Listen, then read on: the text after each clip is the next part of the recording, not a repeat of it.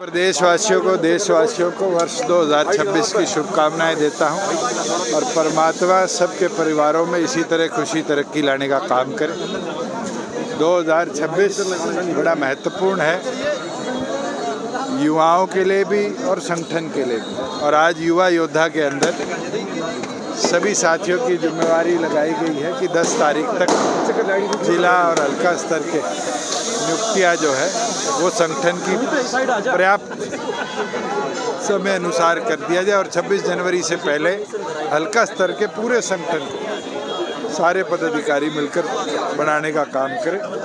मुझे पूर्ण विश्वास है कि सभी साथी इसी तरह मिलकर पार्टी संगठन की कार्रवाई में और मजबूती में भी काम करने का कार्य करेंगे। एक बड़ी महत्वपूर्ण चीज़ आज युवा योद्धा के अंदर इस शिक्षा की नगरी छोटी काशी भिवानी के अंदर हमने रखी है, जिसमें एचटेट के अंदर जो पेपर के रिजल्ट को घोषित किया गया और उसके आंसर शीट को डिस्ट्रॉय किया गया। ये अपने आप में संदिग्ध परिस्थितियों में ये साबित करता है कि बहुत बड़ा गड़बड़ घोटाला इसके अंदर है। मैं तो ये मांग करता हूँ, तथ्य आपके सामने हम कल लाने का काम करेंगे। मुख्यमंत्री इस पर जवाब भी दे और क्या सरकार की ओर से एक्शन लिया जाएगा इस पूरे मामले पर, जनता को बचाने का काम करे। क्योंकि 1250 चुनिंदा चिन्हित लोगों को जो फ़ायदा पहुंचाया गया है, ये अपने आप में एक बहुत बड़ी अनियमितता है।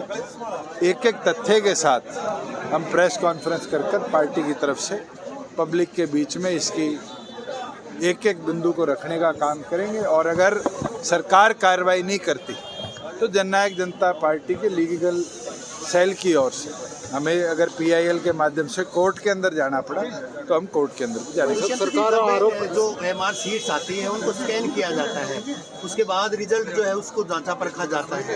आपको नहीं लगता कि जो स्कैन्ड जो सीट है उनकी भी जांच होनी चाहिए मूल रिजल्ट की? बिल्कुल होनी चाहिए। और हैरानी की चीज़ है, आप तो सारे प्रेस के साथी हो, 2013 में जब एचसीएस के भर्ती के अंदर अनियमितता आई थी, भूपेंद्र हुड्डा की सरकार ने कोर्ट में एफिडेविट देकर 2 साल बाद उसकी आंसर शीट को जलाया।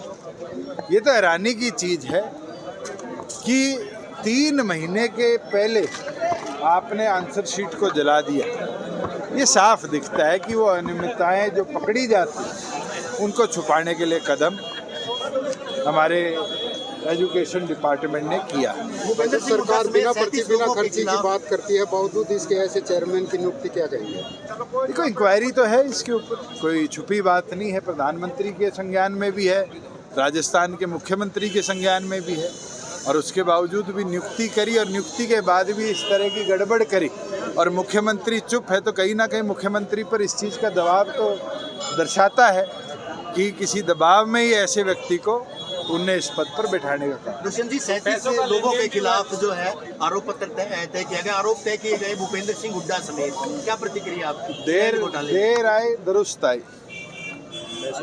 जो 11 साल पहले तय होनी चाहिए थी चीज, वो आज तय हुई है। मैं तो हमारे जुडिशल सिस्टम का आभारी हूँ और उम्मीद करता हूँ कि सुप्रीम कोर्ट की जजमेंट के अनुसार जो सिटिंग एमएलएज और एमपीज के विरुद्ध 1 साल के अंदर अंदर कार्रवाई समाप्त करने के आदेश है, इस पूरे गड़बड़ घोटाले में इन 37 लोगों के विरुद्ध 1 साल में कोर्ट अपनी प्रक्रिया पूरी कर फैसला दे, प्रदेश की जनता को बताए कि किस तरीके से प्रदेश में ज़मीन की दलाली में जो लूट मचाने का काम कांग्रेस के शासन में किया गया, उसका मुख्य भूमिकार कौन था। भाई साहब, जो डॉक्टर अजय सिंह चौटाला का बयान उस पर काफ़ी प्रतिक्रिया आ रही है सरकार की तरफ से। अच्छी बात है, आप मुख्यमंत्री पूर्व मुख्यमंत्री सबके माइक लगा के पूछ रहे। अब मुझे ये तो बताओ कि जब बच्चों के भविष्य के लिए पेपर निकला एचटेट का कि वो टीचर लगे और उसमें इतनी बड़ी गड़बड़ी हुई, तो क्या हम आँखों पे पट्टी बांध कर बैठ जाए? लड़ाई तो लड़नी पड़ेगी और जिनने गड़बड़ करी है उनको पकड़वाना भी पड़ेगा, चाहे दौड़ा कर पकड़वाना पड़े। तो मुझे लगता है कि डॉक्टर साहब ने जो बात कही थी वो युवाओं के भविष्य के लिए है। और आप सारे प्रेस के साथी हो, उठाकर देखो, इमरजेंसी में यही भारतीय जनता पार्टी थी जो खुद कांग्रेस को दौड़ा कर भगाने की बात करती थी। आज उनको कोई दौड़ाने की बात करता है तो फिर हिंदू मुस्लिम पे आ जाती है बात, देशद्रोह पे आ जाती है बात। अरे चोरी करोगे, सीनाजोरी भी करोगे, सीनाजोरी तो नहीं होने देंगे। अगर चोरी करोगे तो पकड़वाएंगे, जनता के सामने लाएंगे। आज तो सोशल मीडिया का जनजी का समय है और इसके अंदर एक एक वक्त आप निगरानी में हो और एक एक वक्त आपकी कई बात को बड़े महत्वपूर्ण तरीके से लोग सुनते हैं।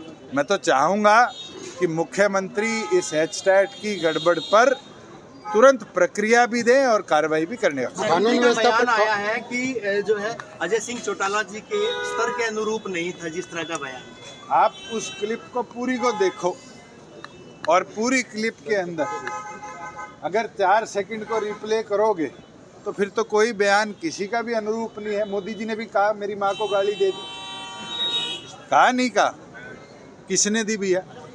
आपने सुनी? कहने वाला व्यक्ति क्या कहता है और ये बड़े बड़े टीवी चैनल क्या दिखाते हैं, इसमें बहुत अंतर है। आप 7 बजे टीवी ऑन कर लो और 7 बजे सिर्फ एक ही डिबेट आती है कि एक मौलाना बैठा है, एक बाबा बैठा है और हिंदू मुस्लिम में देश बट रहा है। भाई साहब सच्चाई है नहीं है आज देश की स्थिति की। आज ऐसे पेपरों में जो गड़बड़ हुई, आप लोग सोशल मीडिया पर इस पर डिबेट चलाओ, मैं आऊँगा और तथ्यों के साथ आऊँगा, बताऊँगा किस प्रकार से प्रदेश के अंदर गड़बड़ हुई है। क्या मैंने जो एमडीयू के अंदर नैक की गड़बड़ की बात उठाई थी, सरकार का प्रेस नोट है, एमडीयू का प्रेस नोट है, गवर्नर साहब ने हमें कॉपी दी थी कि ऐसी कोई गड़बड़ नहीं हुई और 2 दिन बाद उनको नैक को रिवाइज क्यों करना पड़ा? बच्चों के भविष्य के लिए जो हमने लड़ाई लड़ी, हम लड़ेंगे और हमें लड़नी पड़ेगी एक एक सांस तक हर युवा योद्धा पार्टी। वैसे कानून व्यवस्था को लेकर काफी सवाल उठे। कॉलेज कैडर इलेक्शन वाले मामले में भी इसी प्रकार से हो रहा है, बच्चों के टेस्ट नहीं पास किए, 35% का क्राइटेरिया भी लगाया गया है। देखो रिजर्व कैटेगरी बारी बारी दिखता है। असिस्टेंट प्रोफेसर इंग्लिश की भर्ती निकली 600 कुछ, 148 पास हुए, 158 पास हुए। 4800 कैंडिडेट जो थे वो नेट पीएचडी के थे। आपने खुद रिजल्ट देखा है, 50% दूसरी स्टेट के उसके अंदर सिलेक्ट हुए। ये साफ दिखाता है कि सरकार की मंशा युवाओं को रोजगार देने के लिए है, पेपर के नाम पर उसको भटकाने की है, जगह जगह घुमाने की। कानून व्यवस्था को लेकर काफी सवाल उठे। मैं उम्मीद रखता हूँ नए director general of police Singhal साहब आए हैं, उनको इस जिम्मेवारी की बधाई देता हूँ और उम्मीद विश्वास रखता हूँ कि जो प्रदेश के अंदर क्रिमिनल्स का हाहाकार मचा हुआ है, इस जिम्मेवारी को अच्छी तरह निभाते हुए उस पर कंट्रोल लाने का भी काम करें और चौधरी देवीलाल के सपने का हरा भरा हरियाणा दोबारा बने। राहुल गांधी जी का बयान आया जब गठबंधन की सरकार